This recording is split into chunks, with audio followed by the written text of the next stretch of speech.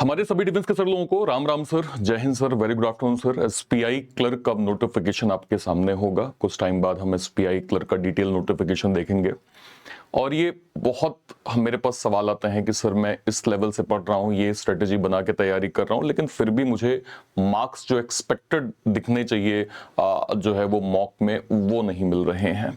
तो आज मैं सर आपको बहुत स्क्रैच से चीज़ों को बताने वाला हूँ, बिल्कुल बेसिक लेवल से आपको बताने वाला हूँ, ताकि आपको थोड़ा सा ये गलतियां पता चले सर, और आप जो अभी प्रैक्टिस कर रहे हैं उसमें आप सही प्रारूप जो है वो दे पाएं। सभी डिफेंस के सर लोगों को से रिक्वेस्ट है, अगर आप इस वीडियो को पहली बार देख रहे हैं, इस चैनल पे पहली बार आए हैं, मेक श्योर करें आप सभी लोग चैनल को सब्सक्राइब जरूर कर लीजिएगा। यहाँ पे ना केवल इंपॉर्टेंट इंफॉर्मेशन, प्री से मेंस तक का कंप्लीट रीजनिंग कंटेंट आपको वन स्टॉप सॉल्यूशन मिलता है। मेक श्योर करें आप सभी लोग चैनल को सब्सक्राइब जरूर कर लीजिएगा। चलिए स्टार्ट करते हैं। सबसे पहले आप समझिए कि मान लीजिए एक रेस है, रेस जीतने के लिए सबसे फास्ट भागना जरूरी नहीं होता है, सही डायरेक्शन में भागना और टाइम बचाना जरूरी होता है। एसबीआई क्लर्क एग्जाम भी बिल्कुल ऐसा ही है। आर्मी में आपने डिसिप्लिन और हार्डवर्क बहुत किया है, लेकिन बैंकिंग एग्जाम में आपको साथ में एडिशनली थोड़ा स्मार्ट वर्क को भी सर यहाँ पे फोकस करना होगा, ताकि आप सही रणनीति के साथ जो है वो पेपर को प्रॉपर जो है वो दे पाए। ठीक है सर, ओके। अब पहली चीज आप समझिए कि आप कौन कौन सी मिस्टेक जो मैंने अभी तक नोटिस किया है, जो मेरी लगातार बात हो रही है या कि सर हमने मॉक दिया, मॉक में ये स्ट्रेटेजी फॉलो करना है, ये गलती हो रही है। तो मैंने जो पहली मिस्टेक ऑब्जर्व करी है एक सर्विसमैन कैटेगरी में, वो ये है सर कि आप क्वेश्चन 1 से ही शुरू कर देते हैं। इस चीज को थोड़ा समझिए। बहुत सारे एक सर्विसमैन पेपर खोलते ही क्वेश्चन नंबर 1 से शुरू करना स्टार्ट कर देते हैं। अगर पहला क्वेश्चन डिफिकल्ट हुआ तो 3-4 मिनट वही लग जाते हैं, फिर टाइम खत्म हो जाता है और लास्ट में जो इजी क्वेश्चन है वो रह जाते हैं। मतलब मैं बहुत सिंपल आपको एग्जांपल दूं कि एप्पल उठाने को आपसे कहा जाए, बनाना उठाने को आपसे कहा जाए और कोकोनट उठाने को आपसे कहा जाए, तो हो क्या रहा है कि आप अभी कोकोनट जो है वो उठाने में पहली प्रायोरिटी दे रहे हैं। इससे क्या हो रहा है कि जो आप एक साथ जल्दी उठा सकते थे वो आप नहीं कर पा रहे हैं। मैं आपसे हमेशा कहता हूं कि कभी भी टफेस्ट क्वेश्चन है, जैसे रीजनिंग में मैं सबसे ज्यादा पजल पढ़ाता हूं, लेकिन मैं ये कहता हूं कि कभी भी पजल से शुरुआत मत करिए, आप शुरुआत हमेशा मिसलेनियस से करिए, ताकि आपके डिसेंट मार्क्स बन जाएं, वहां से आपका कॉन्फिडेंस बन जाए, और जब कॉन्फिडेंस आएगा तो आप बाकी टॉपिक्स को कवर कर पाए। ये हमारी एक सिंपल स्ट्रेटेजी जो है वो यहाँ पे होती है। तो ध्यान रखिएगा, हमेशा पहले क्वेश्चन से आपको स्टार्ट नहीं करना है। सिर्फ अर्थमेटिक में उलझ जाना, जैसे अर्थमेटिक इंपॉर्टेंट है लेकिन सबसे ज्यादा टाइम भी वही लेता है। बहुत लोग 10 क्वेश्चन करने में ही पूरा समय लगा देते हैं। रिजल्ट क्या हुआ? सिंप्लीफिकेशन रह गया, नंबर सीरीज रह गई, डीआई भी रह गई। अब स्कोर कम आ गया। स्मार्ट स्टूडेंट क्या करता है कि सर वो पहले इजियर क्वेश्चन को जो है वो प्रायोरिटी देता है। आपको यह समझना पड़ेगा, इजी क्वेश्चन को अगर आप करेंगे सर तो समझिए कि आपका कॉन्फिडेंस बूस्ट होता है, और जब नंबर गेन करते हुए आप आगे बढ़ेंगे तो आप अच्छी स्ट्रेटेजी के साथ अच्छा स्कोर जो है वो बना पाएंगे सर। इसलिए हमेशा इस चीज को प्रायोरिटी दीजिए कि पहले जो इजी क्वेश्चन जो डूएबल हैं, जो आपसे बन जा रहे हैं, ऑलवेज आपको पहली प्रायोरिटी सर इनको जो है वो देनी पड़ेगी। ठीक है सर, ओके। नेक्स्ट पे आ जाइए, अगले पे। मिस्टेक नंबर 3, कैलकुलेशन स्लो होना। ये सबसे, देखिए 25 इंटू 24 निकालने में ही आपके 30 सेकंड लग गए, तो पेपर कैसे खत्म होगा? एग्जाम में कैलकुलेटर नहीं होता, सिर्फ दिमाग से करना पड़ता है। इसलिए सर आपको ये समझना पड़ेगा कि टेबल, स्क्वायर, क्यूब, परसेंटेज और फ्रैक्शन, इसकी कैलकुलेशन या इसकी प्रैक्टिस जितना ज्यादा होगी सर, आप कॉन्फिडेंट महसूस कर पाएंगे और आप एक अच्छा स्कोर जो है वो बना पाएंगे। इसलिए आपको ये समझना पड़ेगा कि कैलकुलेशन स्पीड ना केवल प्री में काम आती है, मेंस के भी लेवल अप कंटेंट की प्रैक्टिस करने पे आपको कैलकुलेशन स्पीड जो है वो बहुत हेल्प करेगी। तो आपको इसको भी जो है वो नजरअंदाज सर नहीं करना चाहिए। नेक्स्ट पे आइए। एक ही क्वेश्चन के पीछे पड़े आना। समझिए एक ताला खुल ही नहीं रहा है और आप 5 मिनट से उसको खोलने में लगा दो, तो बाकी 10 दरवाजे जो खुले हुए थे, लेकिन उन तक आप क्या हुआ कि पहुंच ही नहीं पाए। एग्जाम में भी ऐसे ही हो रहा है। देखिए कभी भी सर किसी भी क्वेश्चन में हमें ईगो में नहीं लेना है। आप समझिए कि अगर आपको कट ऑफ का एक मार्जिन मिलता है, मान लीजिए मैं कहूं कि जनरल कैटेगरी का 80-85 के करीब अगर कट ऑफ जाता है, तो एक सर्विसमैन कैटेगरी उससे कम हो जाता है। तो आपको यह समझना पड़ेगा कि कोई एक क्वेश्चन अगर नहीं बन रहा है तो मैं आज करके दिखाऊंगा, मैं करके मानूंगा, ये स्ट्रेटेजी सर बिल्कुल साइड कर दीजिए। बहुत लोग इसमें मिस्टेक कर रहे हैं। आपसे जो पहले बन रहा है बस आप उसको प्रायोरिटी दीजिए, आप कॉन्फिडेंस जो है वो अपने आप सिर पाते चले जाएंगे। तो कॉन्फिडेंस बिल्ड करने का तरीका क्या है कि जो चीज आपसे थोड़ा सा लेवल अप लग रही है अभी थोड़ा सा उसको जो है वो समय दे दीजिए। अगर आप पेपर दे रहे हैं तो मैं सब कुछ पढ़ूंगा, रिजल्ट क्या है, कुछ भी अच्छे से नहीं होता है। बेटर क्या है, 10 टॉपिक्स में 100% अपना जो है वो आप एक्यूरेसी मेंटेन कर लीजिए। ठीक है, मतलब ये है कि आप जब प्रीवियस ईयर पैटर्न देखते हैं तो आपको पता चल जाता है कि हाँ सर पजल जो है वो ज्यादा से ज्यादा पूछी जा रही है, और सिलॉग आता है, इनइक्वालिटी आती है, अल्फाबेटिकल सीरीज में रीजनिंग का एग्जांपल दे रहा हूं।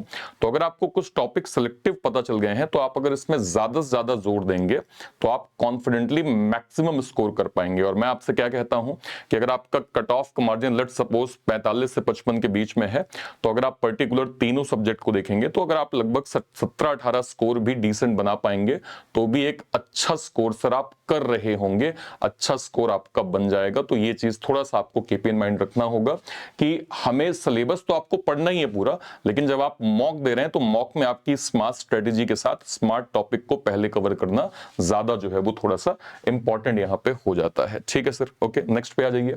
सिंप्लीफिकेशन को इग्नोर करना, ये सबसे इजी मार्क्स देता है और बहुत जल्दी सॉल्व होता है, फिर भी लोग इसे लास्ट में करते हैं। कभी कभी टाइम ही नहीं बचता, इसलिए पेपर स्टार्ट होता ही, देखिए हमेशा मैं ये कहता हूं कि जब आप सिलॉग मतलब जो है वो रीजनिंग करें तो पहले इनइक्वालिटी, सिलॉग, अल्फाबेटिकल सीरीज, ऐसे ही जब आप क्वांट में जाते हैं तो simplification, approximation, number series, quadratic, ये आपको मार्क्स दिलवाते हैं।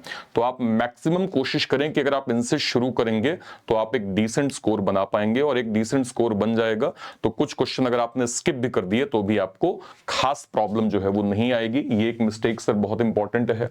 सीधा डीआई करना, बहुत लोग बोलते हैं कि मैंने डीआई मैं डीआई प्रैक्टिस करूंगा लेकिन परसेंटेज ही स्लो है, कैलकुलेशन वीक है, तो डीआई कैसे होगा? तो इंपॉर्टेंट क्या है, पहले बेसिक फिर डीआई, बिल्कुल वैसे ही पहले साइकिल चलाना आपको सीखना पड़ेगा, उसके बाद आप बाइक चलाते हैं। आप समझिएगा कि आपको स्ट्रेटजी वाइज ही पेपर करना पड़ेगा तो ही आप सर डिसेंट और सही मार्क्स जो है वो गेन कर पाएंगे। आप हवे में कुछ भी अटेम्प्ट करके आ जाएं उससे आपका जो है वो स्कोर बन जाएगा, आवश्यक नहीं है।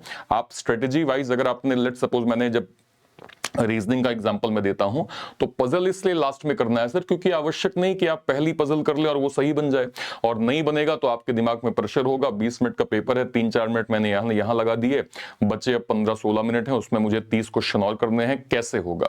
बट अगर आप छोटे मोटे टॉपिक से करना स्टार्ट करेंगे तो आप कॉन्फिडेंस भी बिल्ड करते जाएंगे कि हाँ यार मेरा जो मार्क्स है इसमें हो गया, इसमें हो गया, इसमें हो गया, 15-20 मार्क्स मेरे अच्छे हो गए। अब मैं अगर एक आध मुझसे मिस्टेक हो भी जाएगी तो भी ज्यादा ऐसी कुछ प्रॉब्लम जो है वो मैं फेस जो है वो नहीं करूंगा।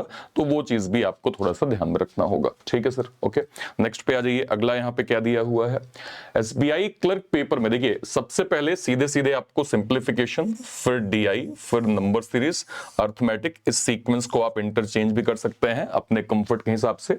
इस ऑर्डर से आपका टाइम बचेगा और स्कोर भी आपका प्रॉपर जो है वो बढ़ेगा। ठीक है, जैसे अगर आपने scoring topic approximation, quadratic, number series, उसके बाद डीआई, डेटा सफिशिएंसी, और सबसे लास्ट में अगर आप अर्थमेटिक करते हैं तो ये भी एक सही स्ट्रेटेजी मानी जाती है जिससे आप एक अच्छा स्कोर जो है वो क्वांट सेक्शन के अंदर प्रॉपर जो है वो कर पाएंगे। ठीक है सर, ओके। अब जरा इस चीज को समझिए, रोज मॉक टेस्ट देना क्यों जरूरी है? सिर्फ पढ़ना काफी नहीं है। रोज अगर आप 20 मिनट का सेक्शनल टेस्ट देंगे तो आपको ये पता चलेगा कहां गलती हो रही है, स्पीड आपकी क्या है, टाइम मैनेज हो रहा है या नहीं, कौन सा टॉपिक आपका वीक है, कौन सा स्ट्रांग है, इसमें आप थोड़ा सा जो है वो कॉन्फिडेंस जो है वो महसूस कर पाएंगे। इसलिए डेली आपको सेक्शनल टेस्ट जो है वो देना जरूरी है। रोज क्या प्रैक्टिस करें, आपको table, square, cube, fraction, percentage fraction, approximation, ये छोटी प्रैक्टिस ही आपके एग्जाम में जो है वो बड़ा डिफरेंस लाएगी। तो आपको इसको सिर्फ डेली यहां पे करना होगा। क्या 10 घंटे पढ़ना जरूरी है? बिल्कुल नहीं। अगर कोई 10 घंटे बिना प्लानिंग के पढ़ रहा है तो कोई दूसरा सिर्फ 3-4 घंटे स्मार्ट प्लानिंग के साथ उसको पढ़ रहा होगा। अक्सर जो है वो आप समझिए कि जो सेकंड वाला कैंडिडेट होता है जो स्मार्ट प्लानिंग के साथ 3-4 घंटे फोकस करके पढ़ लेता है उसका स्कोर जो है वो ज्यादा बेटर होता है। तो quality is always greater than quantity. तो आप समझ जाइए कि जो सिलेक्टेड कैंडिडेट होते हैं वो डेली मॉक टेस्ट देते हैं, अपनी गलतियां देखते हैं, फास्ट कैलकुलेशन प्रैक्टिस करते हैं, डिफिकल्ट क्वेश्चन में टाइम वेस्ट नहीं करते और हर वीक अपनी स्ट्रेटेजी जो है वो इंप्रूव करते रहते हैं। ये एक बहुत श्योर शॉर्ट तरीका है उन बच्चों का जो लगातार जो है वो अपना स्कोर बेहतर कर रहे हैं। तो समझिएगा, आर्मी ने आपको पेशेंस, डिसिप्लिन और कंसिस्टेंसी सिखाई है, ये आपकी सबसे बड़ी स्ट्रेटेजी है। बैंकिंग एग्जाम्स में ये चीज ध्यान रखिए कि हर क्वेश्चन करना जरूरी नहीं है, ज्यादा नंबर लाना जरूरी है। जो कैंडिडेट स्मार्ट तरीके से पेपर अटेम्प्ट करते हैं वही सिलेक्शन के सबसे ज्यादा हकदार बनते हैं। इसलिए मेहनत जरूर करिए, लेकिन उससे भी ज्यादा स्मार्ट स्ट्रेटेजी पे आप जोर दीजिए, क्योंकि आपको अगर ये पता है कि आपको क्या करना है क्या नहीं करना है तो आप कॉन्फिडेंट तरीके से सही जो है वो दिशा में जो है वो स्कोर कर पाएंगे। उम्मीद करते हैं सर आपको ये बेसिक जो गलतियां जो मॉक में मैंने भी ऑब्जर्व करी है कि एज अ ईएसएम कैटेगरी आपके साथ ये मिस्टेक होती है, वो आपने सीखा होगा। थोड़ा सा इसको आप ज्यादा प्रैक्टिस दें, ज्यादा जो है वो जोर दीजिए, तो आप शायद एक बेटर आउटकम इससे निकाल पाएंगे और एक अच्छा स्कोर सर एग्जाम के अंदर आप जो है वो यहाँ पे कर पाएंगे। ठीक है सर, ओके। ध्यान रखिएगा, हमने सर जो हमारा पलटन का बैच था उसका फाइनली हमने पलटन 2.0 बैच लॉन्च कर दिया है। ऐसे कोई भी एक्स सर्विसमैन सर लोग जो पलटन के बैच में टाइमली नहीं ज्वाइन कर पाए थे, 2.0 वाले बैच में सर बिल्कुल स्क्रैच से जो है वो हम इस बैच में पढ़ने वाले हैं। और बेस्ट पार्ट कि इसमें सर पलटन 1.0 बैच आपको फ्री ऑफ कॉस्ट मिल जाएगा। मतलब अगर आप पलटन 2.0 बैच लॉन्च करेंगे, मतलब अवेल करेंगे, तो 1.0 फ्री ऑफ कॉस्ट मिल जाएगा। ये बैच सर जुलाई के लास्ट से स्टार्ट होगा, तब तक नोटिफिकेशन आपका आ जाएगा सर। तो ये आपके लिए एकदम फ्रेश बैच है, एकदम लेटेस्ट बैच है। इंस्टेड ऑफ दिस कि आप अलग अलग बैचेस को अवेल करें, मैं आपको रिकमेंड करूंगा कि आपको सर हमारे most demanded ex serviceman super pack के साथ जाना चाहिए सर।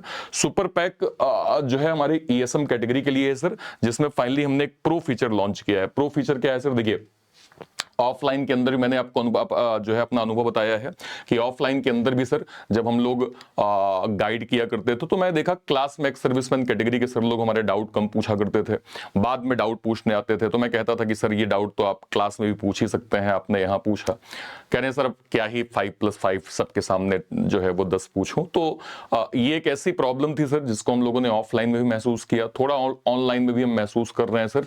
इसके लिए हमने प्रो फीचर यहाँ लॉन्च किया है, exclusive pro mentorship, 1-to-1 doubt session, study road map, weekly live zoom mentorship. इसके अलावा अगर मैं जाऊं तो personality guidance, direct mentor access, accountability support, telegram community, target based preparation plan, expert career counselling, priority student support, ये सब कुछ आपको हमने सर सुपर पैक प्रो के अंदर दे दिया है। अगर आप इसका पैक यहाँ पे देखेंगे तो जो हमारा क्लासिक पैक है वो 1 साल का 1899 और जो 2 साल का है वो 2499 और जो प्रो पैक है वो 2 साल के लिए आपको 2999 में प्रॉपर जो है वो मिल जाएगा। इसको आप कहां से अवेल कर सकते हैं, या तो इसी वीडियो के डिस्क्रिप्शन बॉक्स में या फिर कोई वीडियो, लेट सपोज मान लीजिए मैं ऐसे चैनल पे गया सर, लेट सपोज अगर मैं इसको खोल पाऊं सर, जस्ट अ वेट, अगर मैं इसको खोलता हूं सर, हाँ तो ये सर आप वेबसाइट पे आ गए। ये जो हमारा सॉरी चैनल है, इस पे मान लीजिए आप लाइव सेक्शन में गए, कोई वीडियो मान लीजिए आपने इसी वीडियो पे क्लिक किया, जैसे आप इस वीडियो पे क्लिक करेंगे सर और जैसे आप इसके डिस्क्रिप्शन बॉक्स में जाएंगे तो आपको यहाँ पे दिख रहा होगा कि ये आपको एक्स सर्विसमैन सुपर पैक है। जैसे आप सुपर पैक पे ऐसे क्लिक करेंगे सर तो ये आपको जो है वो लिंक मिल जाएगी। जैसे आप ऐसे बाय नाउ पे जाएंगे, बाय नाउ पे यहाँ पे आपको जो है वो नंबर आप डालेंगे, ठीक है। लेट सपोज मैं ऐसे डालता हूं, जस्ट अ वेट, अगर मैं यहां पे नंबर डालने की कोशिश करूं, तो क्लासिक प्रो, जैसे आपने प्रो पे क्लिक किया, यहां पे दिए गए कोड पे ARPIT आप यूज करेंगे, आपको maximum additional discount ex serviceman super pack के अंदर सर प्रॉपर जो है वो मिल जाएगा। उम्मीद करता हूं आपको ये बहुत अच्छे से क्लियर हो गया होगा सर। और कहीं भी कोई डाउट है इस वीडियो के कॉमेंट सेक्शन में अपनी बात आप जरूर रखिएगा। टिल देन, तब तक के लिए thank you so much, thank you so much. जय Hind, thank you, thank you, thank you.